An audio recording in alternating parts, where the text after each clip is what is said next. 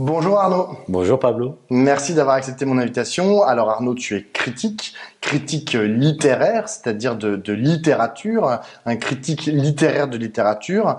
Tu viens d'écrire aux éditions La Fabrique, Cantique de la critique, un texte qui s'interroge sur les voies et moyens de la critique littéraire, à la fois pris dans sa dimension historique, mais aussi politique, voire sociale, Et mais avant tout. économique. Comment? Et Et économique. économique, bien sûr.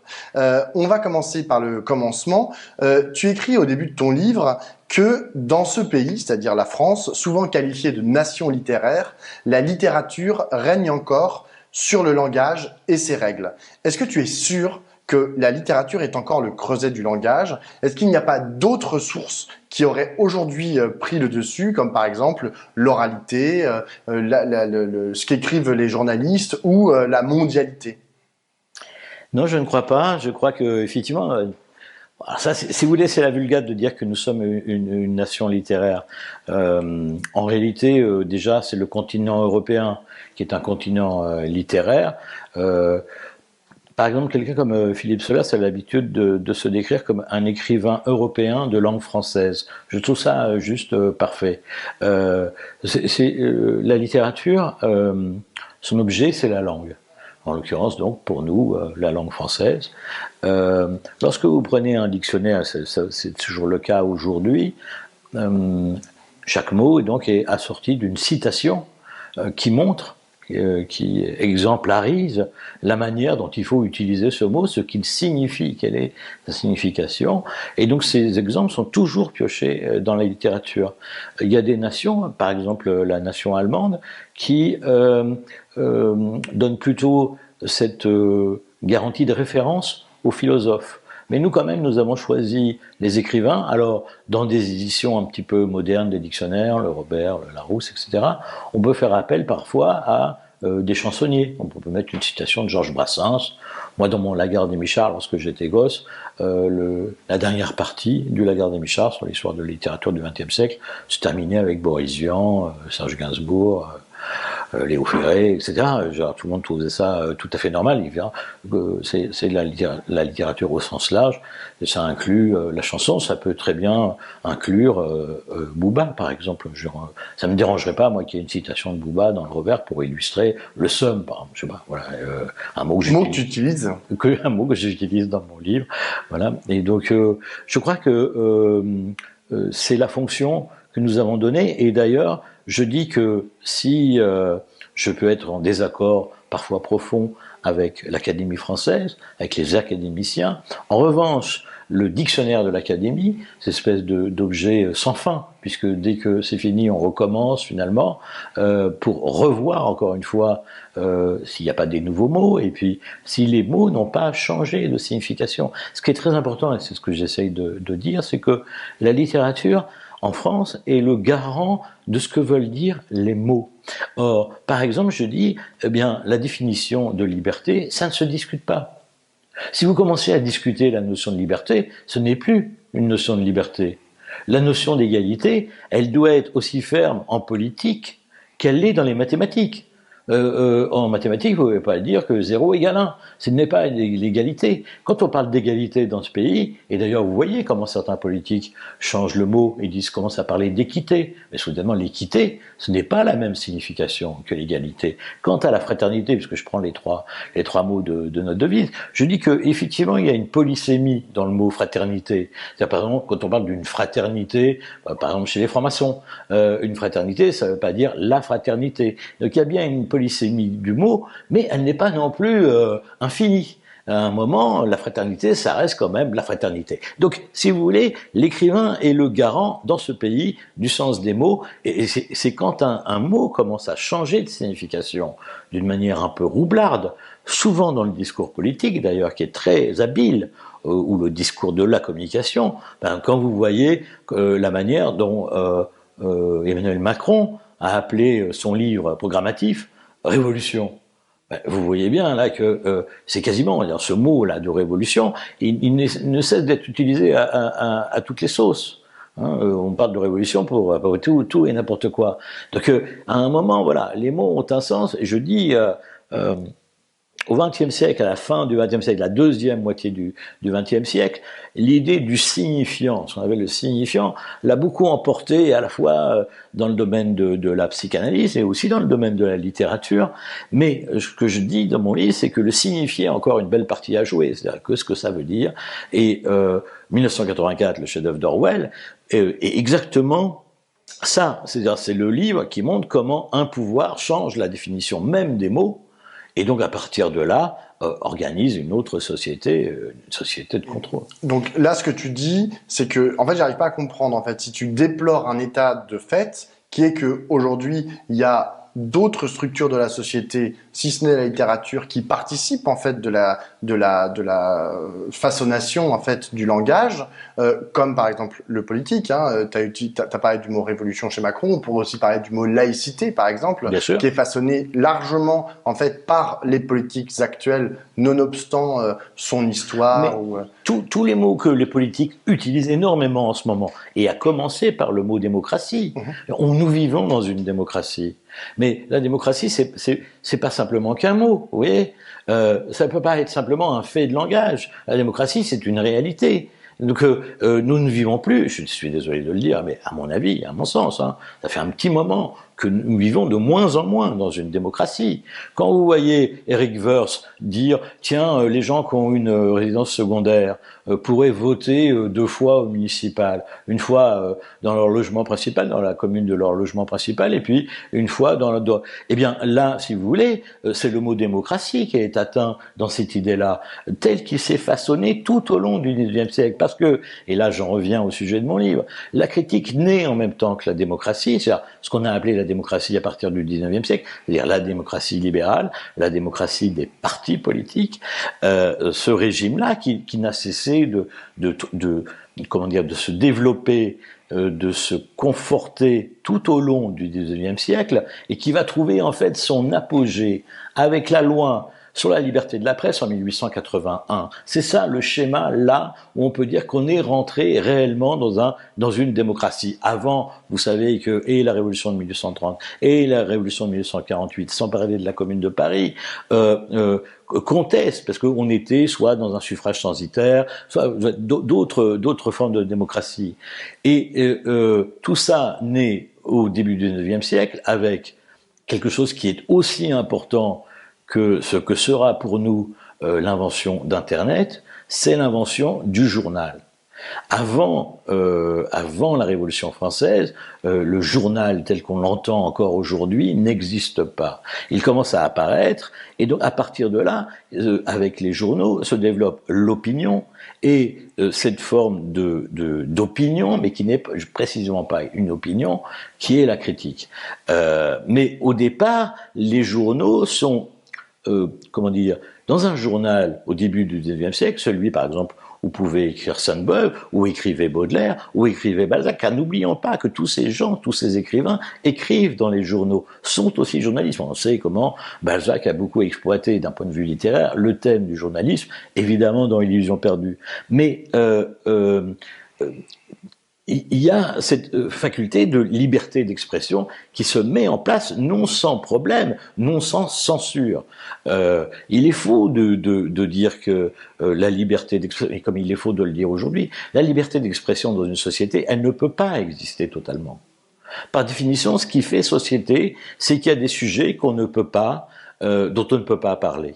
Vous voyez évidemment, tout ça évolue, mais quand Flaubert écrit Madame Bovary, procès. Il va le gagner en l'occurrence parce que son père a le bras long. Et donc il va échapper à la sentence. Et d'ailleurs le livre, grâce au procès, va devenir un best-seller, Madame Bovary. Mais 6 mois plus tard, c'est Baudelaire qui se retrouve devant le tribunal pour les pièces lesbiennes des Fleurs du Mal. Bon, ben lui, il perd, parce qu'en plus, comme Flaubert avait gagné, il fallait quand même pas que 2 fois que le ministère public perde. Donc, il est condamné. Mais vous voyez que donc cette liberté d'expression, elle se gagne au fur et à mesure. La sentence concernant, c'est très intéressant, concernant les pièces lesbiennes de Baudelaire, va être levée en 1948. Vous voyez ? C'est là où on va dire, oui, non, finalement, on peut les publier, ces pièces qu'on est 1948, après la Seconde Guerre mondiale. Juste encore une dernière question sur le langage. T'en as pas parlé, mais c'est la question par exemple de l'écriture inclusive. Est-ce que tu ne peux pas considérer par exemple que des luttes en l'espèce féministes pour l'égalité, des luttes politiques finalement, participent aussi de l'élaboration de notre langage commun? Alors, l'écriture inclusive, là, moi, ça me passionne, un sujet qui me passionne. Dans mon livre, je m'y essaie timidement.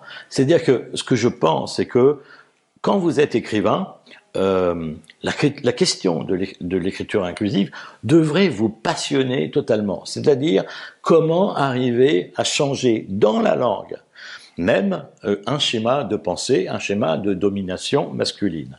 Vous comprenez que nos enfants, la première chose qu'ils apprennent à l'école, en grammaire, c'est que le masculin l'emporte sur le féminin. C'est une règle. Voilà. On pourrait très simplement la changer. Dire, oh bah tiens, ça fait 3 siècles que le masculin l'emporte sur le féminin en grammaire. Si on faisait 3 siècles où le féminin l'emporte sur le masculin, qu'est-ce que ça changerait? Rien en réalité. La question de l'écriture inclusive, donc moi ce que je pense, c'est qu'elle ne peut pas se régler d'un point de vue typographique. Autrement dit, elle ne peut pas se régler avec le point médian, comme on le fait actuellement. Surtout dans les tracts militants, etc. C'est pas encore rentré en littérature, je n'ai pas vu. Mais ce que j'ai vu déjà se développer, et c'est ce que je fais moi, c'est l'utilisation de certains mots qui servent de marqueurs en disant « je suis pour l'écriture inclusive ». Je parle d'écriture pour tous. J'ai utilisé ce mot qu'on voit maintenant apparaître, qui est la contraction de tous et toutes, de la même manière que j'utilise « c'est-le » à la place de celles et ceux. Celles et ceux, c'est joli, ça fait un ensemble de sifflants. Moi, ça me dérange pas que les gens écrivent celles et ceux, mais ça me dérange pas d'écrire c'est-le. La question de l'écriture inclusive est primordiale, vraiment, je pense, dans un combat qui n'est pas simplement féministe, mais qui est un combat de représentation non genrée dans la langue. Comme nous n'avons pas le neutre, nous sommes une langue, contrairement à d'autres, contrairement à l'allemand par exemple, nous n'avons pas la forme neutre, et ça suppose de déployer une intelligence collective, là, mais une intelligence aussi particulière de chaque écrivain, pour développer une écriture inclusive. Je pense qu'il y a plein de choses à trouver, qui ne seront pas désagréables du tout, qui ne, comme dit la langue française va mourir avec l'écriture inclusive, mais pas du tout. Au Moyen-Âge, le français était beaucoup moins genré qu'il ne l'est aujourd'hui. François Villon, il s'en fout, il peut dire il ou elle d'une manière à peu près indifférente, c'est pas son problème, tout le monde comprend en fait. Et donc jusqu'à Malherbe. Oui, et donc à un moment là, on peut encore une fois c'est la langue française qui s'est genrée au fur et à mesure de son histoire, et on peut commencer de nouveau à la dégenrer. Parlons littérature maintenant, avant de revenir vraiment à proprement parler sur la critique. La littérature, je trouve que même dans ton livre, je trouve que parfois on peine en fait à en définir à la fois ses contours, ses racines et sa colonne vertébrale, sa substantifique moelle. Qu'est-ce qui définit selon toi la littérature? Pour faire clair, tu cites par exemple dans ton livre beaucoup de noms d'auteurs, d'autrices, de grands noms de la littérature, mais lorsque l'on rentre dans une librairie qui est censée être un des temples de la littérature, force est de constater que ce qui trône en meilleure place sur les rayons, ce ne sont pas les grands noms de la littérature que tu cites, c'est plutôt Marc Lévy ou Guillaume Musso, Éric Zemmour aussi d'ailleurs. Est-ce que toi, tu te sens le besoin de trier le bon grain de livret, ou tout ça, on peut en parler à égalité selon toi, puisque tout ça c'est dans des codex, c'est des mots écrits les uns à les autres. Est-ce que tout ça c'est de la littérature? Si vous voulez, c'est une question évidemment, toute la question de la critique repose là-dessus. Il y a une chose déjà, nous avons en France ce qu'on appelle le prix unique du livre. Tout le monde connaît donc un livre, c'est ce qui a permis aux librairies de résister face aux grandes surfaces. Ce qui a permis sans doute de faire en sorte que le livre reste dans une approche qui semble, en tout cas, démocratique, puisque donc voilà, on trouve pas les livres moins chers à Carrefour que dans une librairie de quartier. Ça c'est la première chose, mais ce prix unique veut dire une chose, c'est que un éditeur, d'une certaine manière, ne vend pas plus cher un bon écrivain qu'un mauvais. C'est que c'est le livre qui a un prix unique et il n'est pas fonction. Alors que si autre chose, si vous achetez une belle paire de chaussures, elle vaut plus cher qu'une paire de chaussures moche. Voilà, de mauvaise qualité. Un livre de mauvaise qualité ou un livre de bonne qualité se vend le même prix. C'est aussi l'idée du prix unique, si vous voulez, et qui se rapporte à l'idée de la littérature. Et c'est là où la critique intervient. Elle intervient pour distinguer les choses. C'est l'idée de la littérature qu'il faut d'abord défendre, et donc ça veut dire aussi l'idée de la lecture. Car si un livre, c'est ce que je raconte beaucoup dans mon livre, hein, c'est que les gens achètent des livres, mais à mon sens ne les lisent pas. C'est l'acte de lire un livre. Thibaudet, un des grands critiques littéraires, hein, qui n'était pas, je vous rassure tout de suite, si vous vous inquiétez tout de suite, n'était pas un homme de gauche, pas particulièrement, même sûr, voilà, plutôt, c'est pas un conservateur, mais disons qu'il avait une pensée libérale, il n'était pas proche du Parti communiste en tout cas. Thibaudet disait que on pouvait lire à plusieurs étages de la littérature. La littérature, ça se compose de plusieurs étages. Il est évident que Marc Lévy, il n'est pas au même niveau que Joyce, il n'est pas au même étage. Voilà. On peut même discuter, le problème c'est pas est-ce que Joyce est tout en haut et Marc Lévy ou tout en bas, c'est juste que c'est pas le même étage. Il suffit de renverser l'ordre, hein, et Joyce peut se retrouver tout en bas et Marc Lévy tout en haut. Ça c'est juste une manière de hiérarchiser les choses. C'est juste que c'est pas les mêmes étages, mais ça reste encore toujours le même projet. C'est globalement de travailler avec un matériau qui est la langue. Voilà, de toute façon, c'est ça. Et alors, justement, parce que justement, oui. je rebondis là-dessus, parce que Édouard Louis disait au micro de France Inter l'autre jour que si la littérature ne participait pas de la lutte contre le racisme, alors c'était pas de la littérature. En d'autres termes, en gros, si la littérature ne participe pas d'une lutte politique, c'est pas de la littérature. Oui, ça c'est une des visions de la littérature engagée.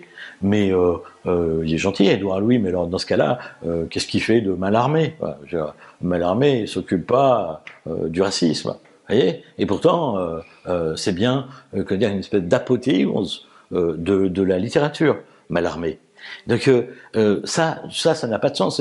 C'est l'idée de je prends un caillou, si je le jette pas à la gueule d'un flic, c'est pas un caillou. Voilà, ça sert à rien. Hein, mais c'est l'idée de la littérature. On peut pas l'essentialiser dans l'idée d'un combat contre ceci ou contre cela. C'est une des fonctions. Hein, évidemment, là, disons qu'il retrouve une posture qui est à peu près celle de Sartre, c'est-à-dire l'idée de l'écrivain doit s'engager. Il doit s'engager dans son monde, dans sa société. C'est une des fonctions, mais elle a été aussi,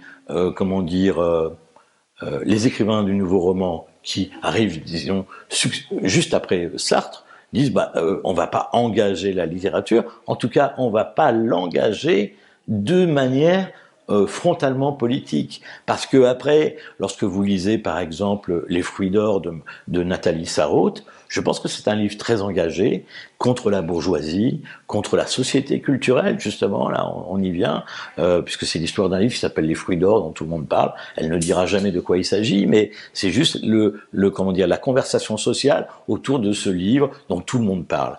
Et donc elle montre bien les regards à la fois de toutes les classes de la société sur un objet, qui fascine, un objet littéraire qui fascine à ce moment-là, sans qu'on sache d'ailleurs si Les Fruits d'or c'est un bon livre ou un mauvais livre. Donc il faisait de la littérature engagée d'une autre façon. Je ne crois pas qu'on puisse, et si vous voulez, c'est moi un des gros problèmes que nous avons aujourd'hui, c'est que nous n'arrêtons pas d'essentialiser. la France, les Français, les Anglais. Et la littérature, c'est aussi une manière d'essentialiser ce que j'appellerais l'acte littéraire, qui peut prendre des formes extrêmement diverses. Là, on a parlé de ce que c'était, de la définition de la littérature. Dans ton livre, tu rapportes les propos de Paul Valéry, qui affirmait que la littérature est toujours dominée par les conditions de vie du public auquel elle s'adresse. Dont acte, ok. Mais alors, du coup, à qui elle s'adresse, la littérature? Elle s'adresse à ceux qui prennent le temps de la considérer. Et c'est beaucoup de gens, ça? Oui, bien sûr. Parce que, si vous voulez, c'est la fonction même. Ça, c'est quelque chose. Alors, par exemple, je vois ça, moi, autour de moi. Les gens ne comprennent pas du tout ce qu'est la rentrée littéraire. À chaque année, j'entends toujours les mêmes commentaires. C'est dingue, c'est n'importe quoi. 451 livres, qui peut lire tout ça, etc. Mais c'est absolument pas l'objet de la rentrée littéraire. L'objet de la rentrée littéraire, il est précisément une organisation collective des éditeurs, des écrivains et des critiques. Un milieu. Oui, enfin des gens qui travaillent dans la même branche, avant de dire un milieu, disons des gens qui travaillent dans la même branche et qui décident que il y aura un coup de projecteur sur la littérature à ce moment-là. Pour que la littérature reste dans l'espace public, qu'elle ne devienne pas justement ce que Martin Amis, je cite l'écrivain et critique anglais Martin Amis, appelle un colifichet pour les classes oisives. Voilà. Donc, pour que la littérature ne devienne pas ça, quelque chose, disons, qu'on regarde, un peu comme l'art contemporain, on irait voir ça de temps en temps, en disant, oui, je ne comprends rien, voilà. Pour qu'elle ne devienne pas ça, il y a la rentrée littéraire. C'est une espèce, effectivement, de livres qui tombent, mais alors c'est un système qui marche très très bien, c'est une véritable moissonneuse-batteuse, mais qui fait que on parle de littérature à ce moment-là, dans l'espace public. Et moi, mon travail, c'est pas de juger les livres, j'essaye d'expliquer, c'est de faire en sorte que la littérature soit regardée comme une activité qui concerne, qui évidemment parle de la société, mais qui la concerne et où on peut apprendre beaucoup sur la société. Car ce que tous ces écrivains, ces 451 écrivains racontent dans leurs livres, c'est la société. Dans ton livre, tu écris aussi que le livre est je te cite, le livre est un bien de première nécessité. Alors, tu parles notamment de la période du Covid où on a essayé de savoir qu'est-ce qu'était un bien de première nécessité. Ça, c'est le gouvernement qui... Exactement. Ouais, le gouvernement, oui. Oui, mais toi, tu reprends à ton compte cette affirmation. Non, pas du tout. Tu la critiques. Non, je la critique. Non, je dis... je la critique. Ça m'a fait rigoler, cette polémique, à l'époque...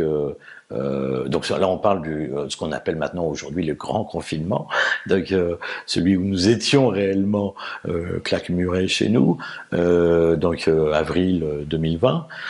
Donc il y a eu cette polémique, savoir, en l'occurrence, Bruno Le Maire a tout de suite dit que c'était un bien de première nécessité. Bruno Le Maire, donc ministre de l'économie, mais aussi auteur Gallimard. Donc il y avait Antoine Gallimard au téléphone qui lui disait il y a un problème parce que si vous voulez la chaîne, ce qu'on appelle la chaîne du livre, c'est ça, c'est aussi le sujet de mon livre, c'est sur la chaîne du livre. Cette chaîne du livre, elle menaçait de s'effondrer. C'est un peu comme une pyramide de Ponzi, le fonctionnement économique de l'édition. C'est-à-dire que un livre se vend pas, il est immédiatement remplacé par un autre de la même maison d'édition sur les étals des librairies, si bien qu'il n'y a jamais d'argent qui sort.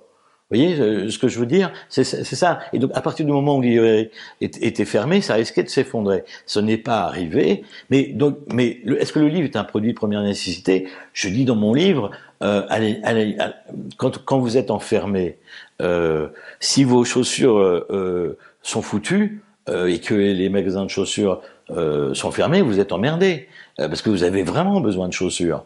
Là, en l'occurrence, lorsqu'on est claquemuré, pas trop.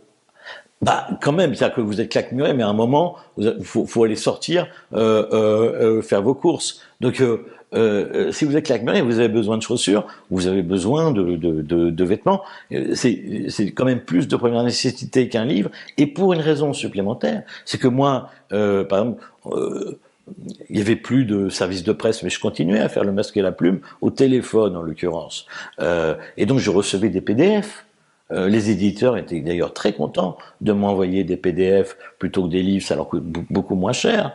Et donc, et quand j'avais un besoin de littérature, tout ce qui est du domaine public est accessible en un clic. Tous les livres. Vous imaginez? Donc, ce que je disais, c'est pas le livre le problème, c'est pas le livre un bien de première nécessité.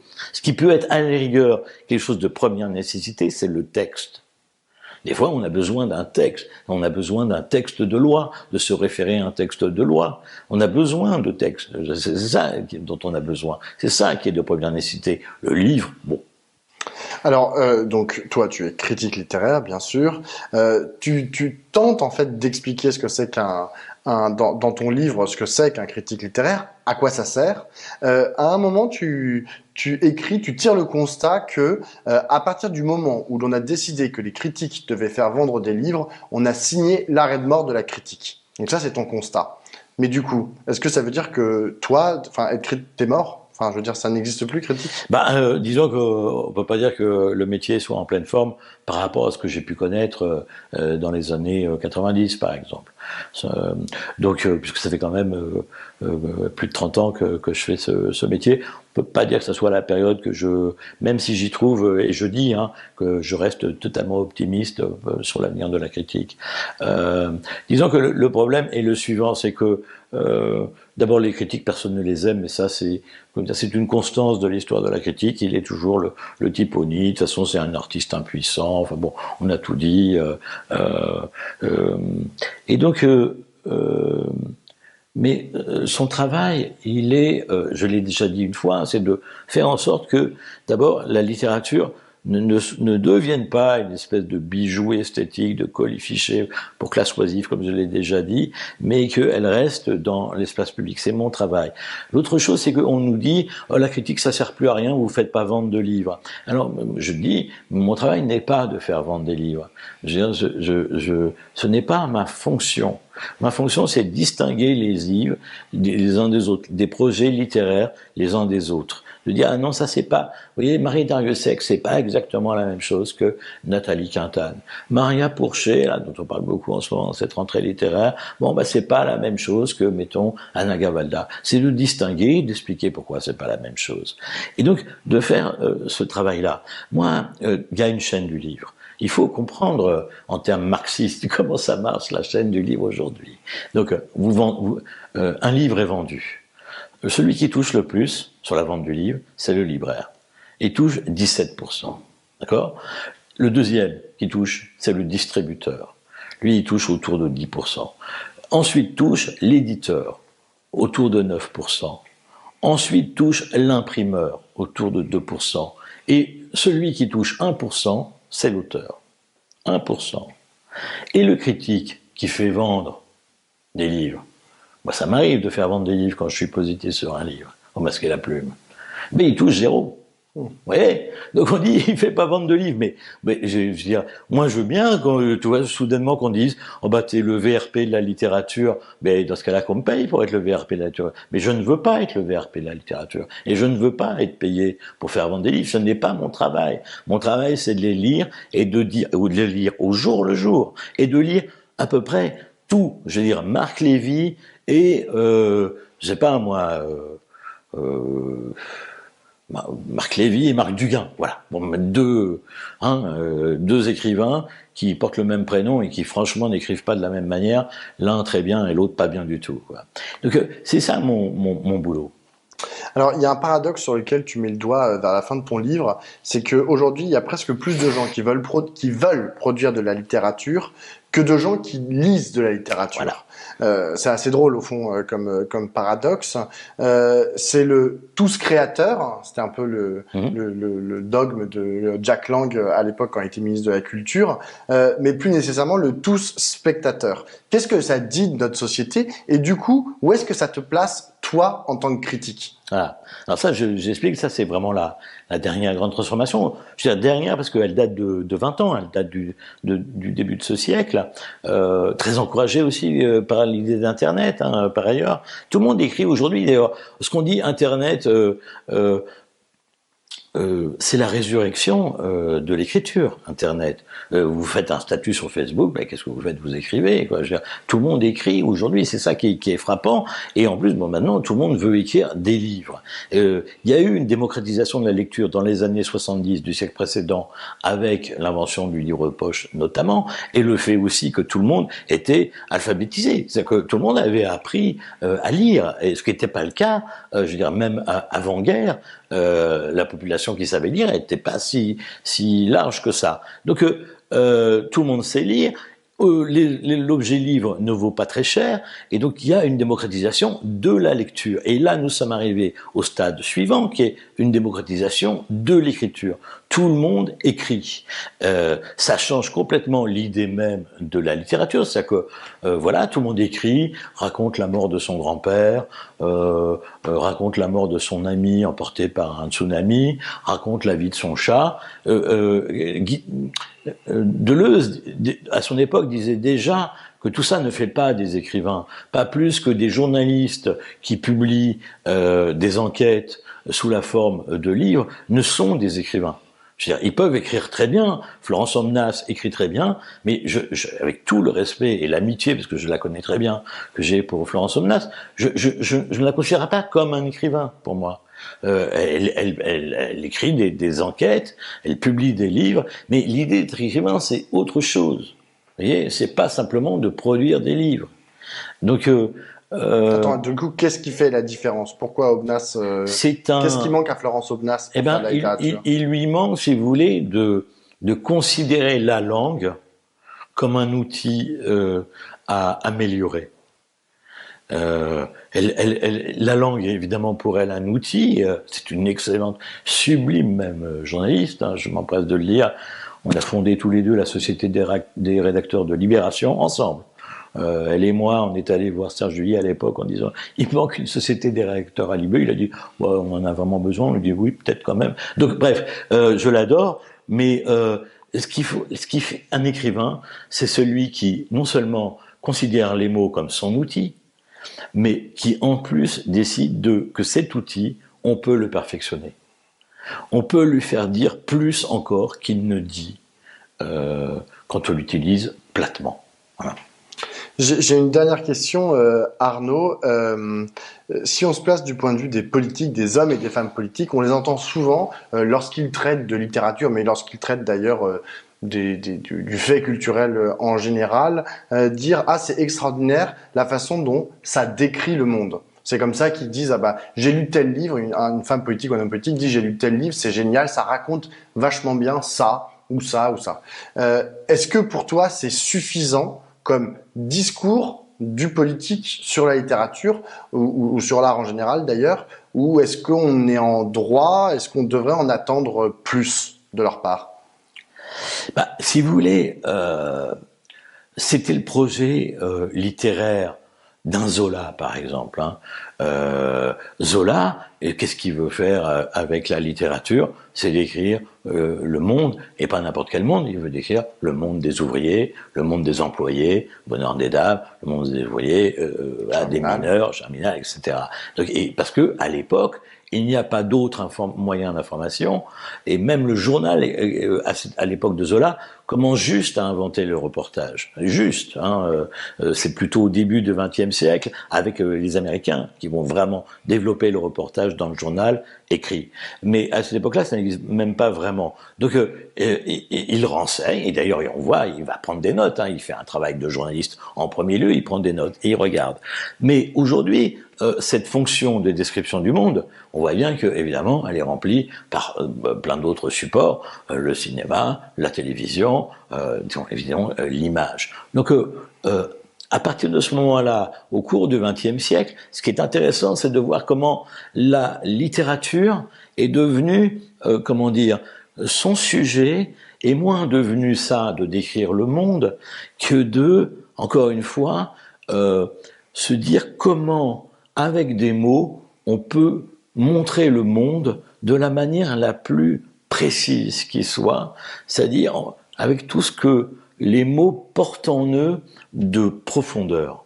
Il n'y a pas de profondeur dans l'image, mais il y a une profondeur dans le langage. Et on peut encore continuer à aller dans cette profondeur. Sinon, c'est un peu tout l'objet, si vous voulez. Moi, je suis féru de psychanalyse, et ce que la psychanalyse raconte, c'est qu'il y a une profondeur du langage, voilà, qu'on peut...